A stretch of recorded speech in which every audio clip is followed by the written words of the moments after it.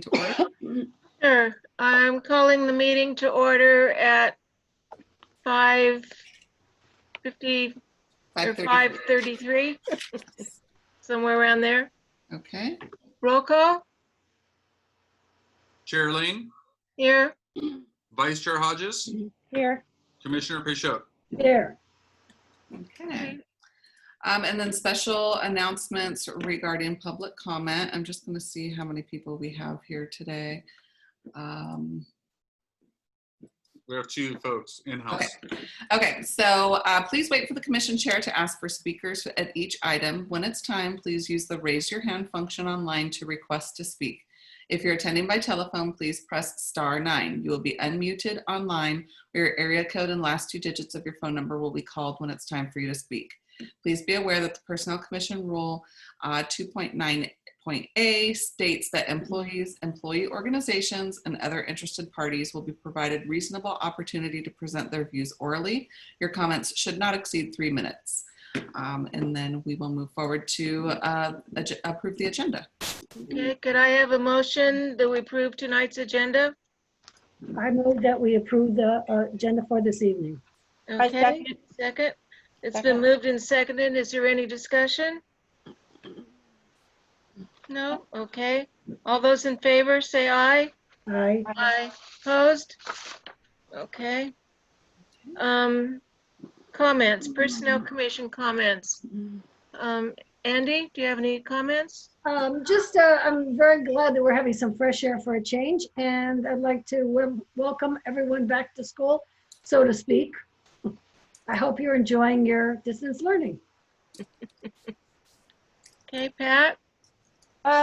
Also welcome everybody back, and I just want to say kudos to everybody that's gotten this all set up and working, and the distance learning so far, at least for our grandson, seems to be working pretty good. I haven't heard any complaints.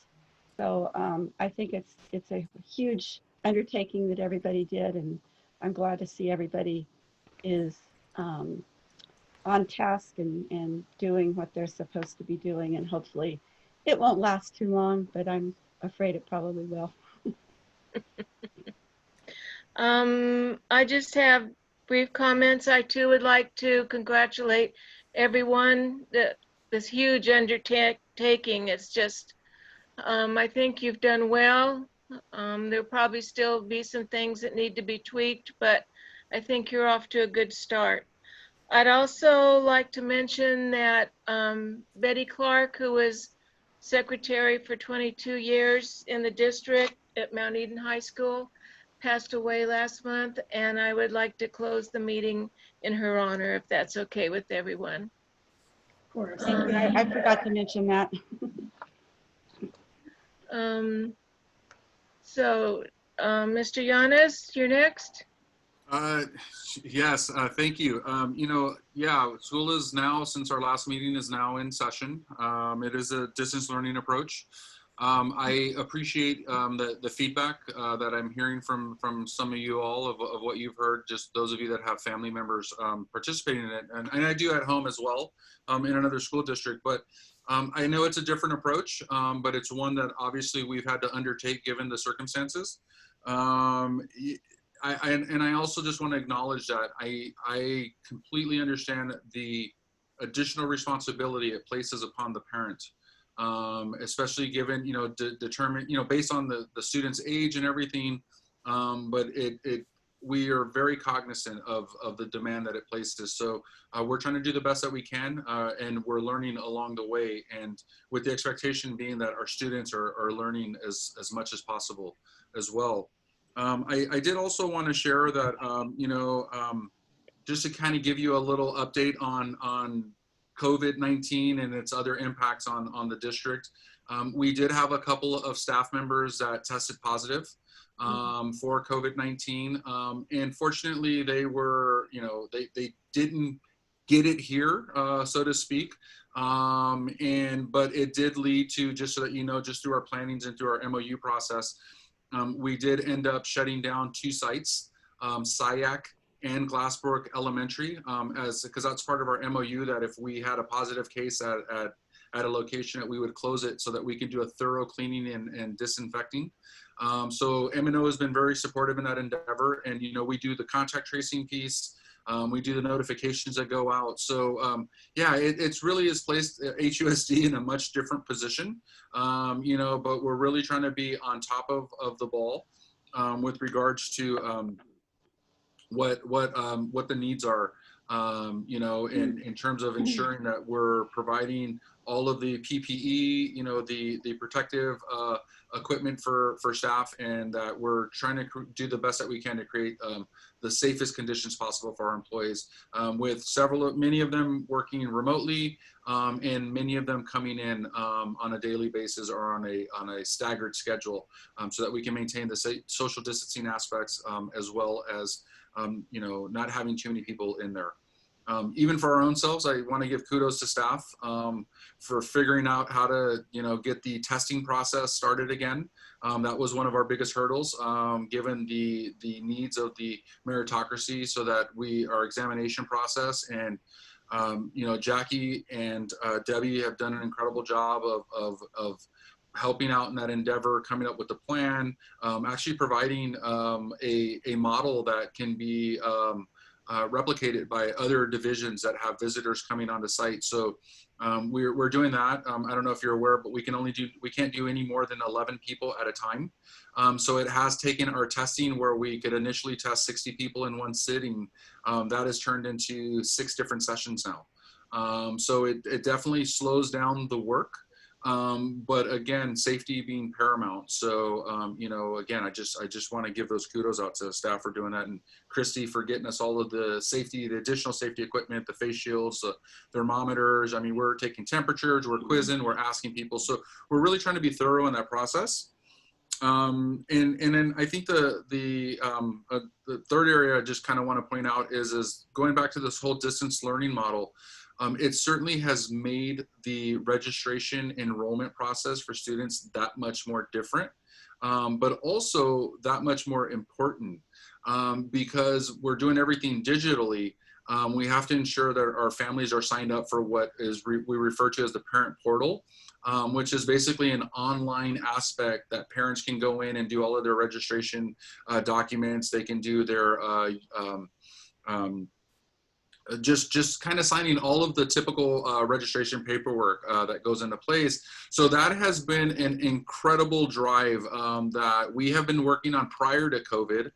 We were doing that up to about 3 years ago, when we were trying to move towards grades online, so that parents could have more access to what their students are doing at the high school level and the secondary level. So Parent Portal for us has become our bread and butter. It's how we are counting and accounting for our families, because we don't have the typical registration processes. And I just want you to know that, you know, classified groups, you know, we're working with AOD, working with our office managers, our different classifications within there, our attendance clerks, our family engagement outreach specialists. They have done an incredible job of taking us from having, you know, a couple of hundred, you know, a couple of thousand families signed up to, you know, I think we're at almost 17,000 families now. So we're making a steady pace on that. And it has really been an all hands on deck approach in the registration process. And again, you know, a lot of it is helping families navigate this new reality of technology being just the driver for access to education. And then I just in closing, I just kind of want to close as I've shared kind of some of the impacts of COVID-19 on the sites, the need for us to close. I can share that, you know, it seems like it's becoming more of an occurrence that we're hearing about a potential case of COVID and the such. And we anticipate that unless it really tapers off, that we might see more before we see less instances of it. And we also want to make sure that we're keeping that in mind for folks, because I'm not sure if you're aware, but about a week and a half ago, the state came out with a waiver process because to allow for small groups, group instruction, and for instruction to resume in person, also for highly impacted populations. And just so that you know, it's all done in conjunction with, you know, the county Office of Education, as well as with the county health department. At this point in time, Hayward is not submitting a waiver because we just feel that given the circumstances and what we're going through, we're not ready to take, again, some of our population that at the end of the day are our most neediest populations, and putting them in a situation that could potentially expose them. So just kind of want to keep everyone abreast of that, you know, there's always obviously we deal with this in real life all the time, the politics and this idea of I want to get my kid back in school and in a setting. I think we want that for all kids, but we want to do it under circumstances that are safe for them and are safe for the adults that are serving them. So just kind of, so you're kind of aware, you know, conversations have happened. It was at the last school board meeting. We are not going to be pursuing the waiver during this round, but we are obviously going to be preparing for the day that the county says, hey, you're kind of in the zone that you need to be in to start really considering this. We want to be ready. We have found ourselves to be reactive to several issues that have come up along the way. We want to be as proactive in this endeavor as possible. And I think that concludes my my report out of current state of affairs. Okay, thank you. General public comments for items not appearing on the agenda. The public comments section of the agenda provides an opportunity for the public to address the Personnel Commission on any item of interest that is within the Personnel Commission's jurisdiction. Comments are welcome. However, please be advised the Commission is prohibited by law from taking any action on an item brought by the speaker or speakers that is not currently listed on this agenda. Please use the raise your hand function online to request to speak. If you're attending by telephone, please press #9. You will be unmuted online, or your area code and last 2 digits of your phone number will be called when it is time for you to speak. Please be aware that the Personnel Commission Rule 2.9.a states that employees, employee organizations, and other interested parties will be provided reasonable opportunity to present their views orally. Your comments should not exceed 3 minutes. Please begin by stating your name. Are there any public comments? We have no public comments. Okay. Moving on to the consent agenda.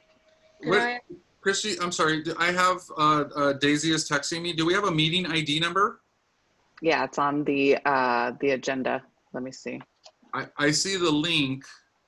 I'm sorry. I just. That's okay.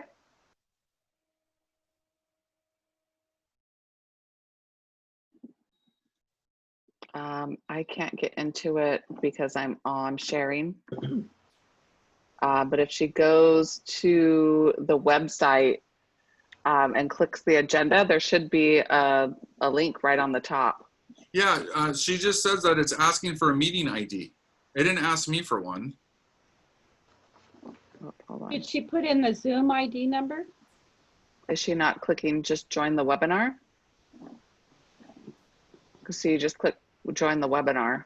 I'll email it to her. Okay.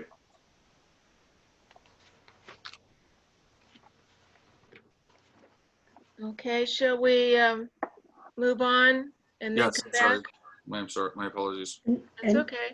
And if for some reason she does come back on, if she did need to speak, can we allow that to happen?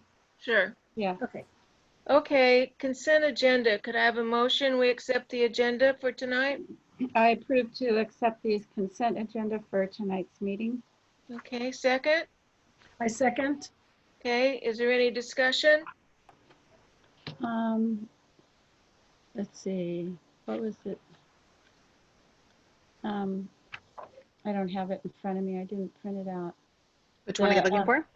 The recruitment status report. Okay, I can open it.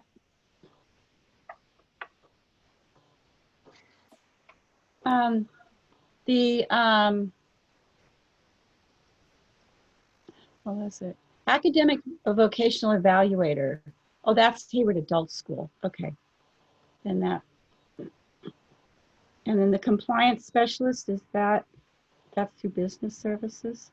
Yes, that's through business services. That's a new class. We did a recruitment for it and it didn't yield the candidates. So we're reopening that. Okay. All right. Those are my questions. Okay. Since there's no further questions, all those in favor of accepting the consent agenda, say aye. Aye. Opposed? Okay. Did Daisy get on? She Christie? is, yes. Okay, Daisy, I'm going to go ahead and allow you to talk. Daisy, if you'd like to address the commission, you have been permitted. Okay, well, thank you very much. And thank you, Fernando and Christy, for adding me to the webinar. Sure. One of the, I just wanted to, well, I'm glad that you're all here. Hopefully you're all healthy as well as your families. It's been a very difficult beginning of the school year with having to deal with parent portal and accessing all our families to be enrolled. And I just wanted you to know that AOD members have been instrumental in getting this done. The district has been able to provide additional hours for my members to reach out as many families as they could, and the work continues to be taking place. One of the things that do concern me, and I wish it was all positive, but I have to let you know because it's one of the tenets of the superintendent is to have service excellence. So sometimes we lack of that. One of my members went to HR and asked, she's just a little hesitant about coming back to work in person. And she was told that, well, don't you go grocery shopping? Well, it's the same as, you get exposed anyway. So regardless of either I go grocery shopping or not, or I leave my house or I don't leave my house, that's not the kind of reasoning that we expect from a professional, especially at the level of this person. Ms. Collier, I don't know why she needed to do that, but it's just, we never know what that other person has. Maybe Instacart is what brings the groceries home. Maybe relatives bring the groceries home so my member doesn't have to be out there and expose herself. So let's not assume and not be so condescending when we speak to each other. Let's always be mindful that, we don't know the circumstances of the other people, and just be kind, especially now. We're living in, people are just dying. Last Sunday or Saturday was the deadliest day of people in Alameda County.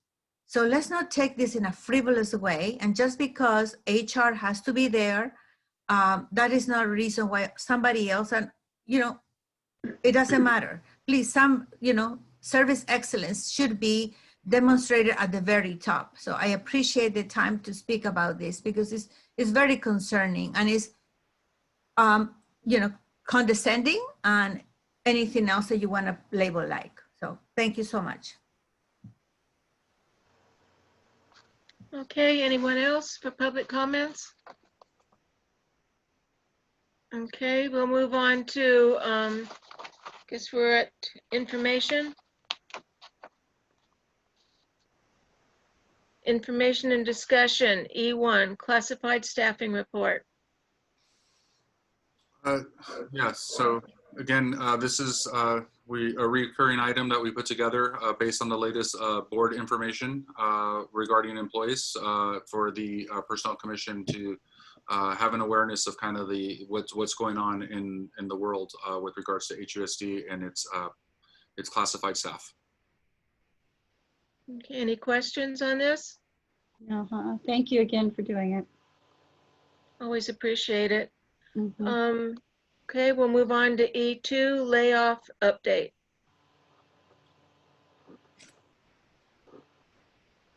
So it's so small, so I need multiple screens. So September 9th, an item was taken to the Board of Education, which included a new position, or actually a revised position need for the district, as well as there was going to be an impact for one of the positions out there. Christy, can you I'm clicking on it, but it won't open for me.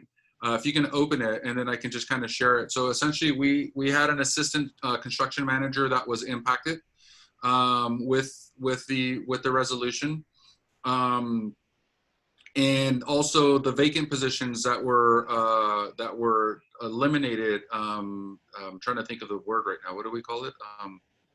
On hold? No, not on Abolished? hold. Abolished. Thank you. Like, so we won't be utilizing these positions. Were vacant positions that we've actually had a consultant filling in for multiple of them. So that's where we are. The gentleman that is going to be impacted is a probationary employee. We have noticed him, provided him with his notice. He has a 60-day notice, and my understanding is that he's also a candidate for a potential open position that he qualifies for as well. He doesn't have permanency, so we don't owe any positions or anything, but he is, I believe, openly competing for positions. Were any of these previous district employees? No, there was only one. There was only one filled position that was impacted. While there are 6 different classifications, only one of the classifications was filled at the time. So what it was is you know, our assistant superintendent of business services has been really slowly and methodically looking at the needs of FMOT and business services. And part of what he is readjusting is that several of these positions are those that came out of the last reorganization that just didn't seem, first we didn't have all the positions filled, and they didn't seem to fit the needs for the department as he was restructuring it, and has been. So this was the one person who was impacted has been with the district, I believe, I want to say for the past maybe 4 or 5, I don't know, 6 months. But I know that he's still a probationary employee. Okay. Any other questions? Okay, we'll move on to section F, action, ratification of eligibility lists. I move to approve the eligibility list listed on the agenda. A second? Second. Okay, it's been moved and seconded. Is there any discussion? No. Okay, all those in favor say aye. Aye. Opposed? Okay, we'll move on to F2, designate existing attendance clerk eligibility list as most appropriate for receptionist recruitment. I move to designate the existing attendance clerk eligibility list as most appropriate for receptionist recruitment. Okay, I second. all right, it's been moved and seconded. Is there any discussion? Is this one we went over before, or is this something? This is something, Christy, if you can click on that link and just to show, this is something we have done in the past before, where we've used a higher classification list that we've used before. And part of this is to assist, again, as I shared during my comments, the difficulty of, again, the recruitment process we obviously have to do. Historically, we have found that they're typically the same individuals that end up applying for the clerical openings that we do have, and felt that we could utilize, if you know, with the commission's blessing, the recently done attendance clerk lists, so that we can offer those individuals, you know, that opportunity to potentially apply or interview for that position. The other thing is that we don't, you know, we don't do many receptionist positions, you know, so it's kind of, I think there's like 2 in the district that I can think of. Isn't there one that's downstairs at the district office, and then the one that's at John Muir? So it's a very limited. So to expand and kind of go through that process, we have an existing list, similar qualifications. We feel that we can find a qualified candidate pool from there if we're allowed to use it. Also, I believe that, and Jackie's on the line too, and maybe she can verify, but I believe that this receptionist position at the hub is new. Yes, that's correct. Yes. So this would only be, right, second. It'll only be our Right. second receptionist position in the district. right. Okay. Any other questions or discussion? Okay, all those in favor of accepting the existing attendance clerk eligibility list, say aye. Aye. Aye. Opposed? Okay. F3, approve revisions to facilities maintenance manager job description. I move to approve revisions to the facility maintenance manager's job description. Okay. Is there a second? I second. Okay.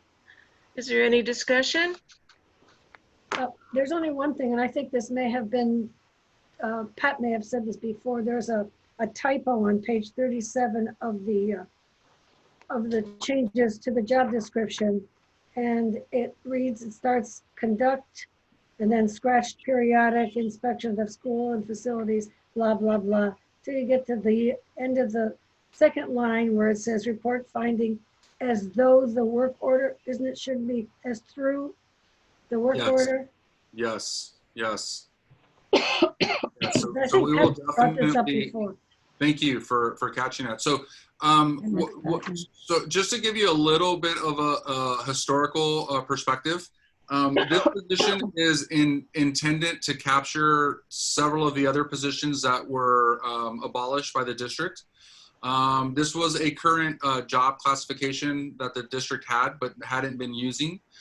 So it did have a few things added to it. And as Andy pointed out, you know, there seemed to have been an error there, but we can really address that. But other than that, you know, we've kind of kept it pretty similar. We've done it more up to date with regards to in the knowledge of, you know, obviously we want someone that has the technical savviness when it comes to architectural programs like CAD and construction monitoring software and project tracking. And then also too, we did add in the licenses and requirements that we would, you know, love a candidate who's a current contractor. Because they're always working with codes up to date and everything, or someone who has a license as an inspector of record. So those are kind of some of our learnings as we're trying to really filter out candidates and folks for the position. So again, this was a job description that we've had. We just kind of revamped it, working with business services and what the needs are, especially around the construction and the bond projects. And this is what we present to you. Okay. All those in favor of approving the revisions to the facilities maintenance manager job description, say aye. Aye. Aye. Opposed? Okay. Approval passed. G. So we need to Close adjourn to close the meeting and adjourn to closed session. Yes, unless there are any public comments. The section of the Personnel Commission agenda provides the opportunity for comments for members of the general public on the items which will be presented in closed session. If anyone from the general public has a comment on any of the items that will be discussed prior to Commission's adjournment to closed session, please let us know at this time, and we would follow the same process as just raise your hand. And I don't see any hands. Okay. And then So- also, there does not seem to be anything on the closed session agenda that would warrant reconvening into open session. So once we adjourn, then there's no need to come back. Okay. Thank Okay. you. All right, So closing the meeting at, I don't have a time. 6:02. Okay, at 6:02. Thank you. Close session. Thank you. Uh-huh. Okay.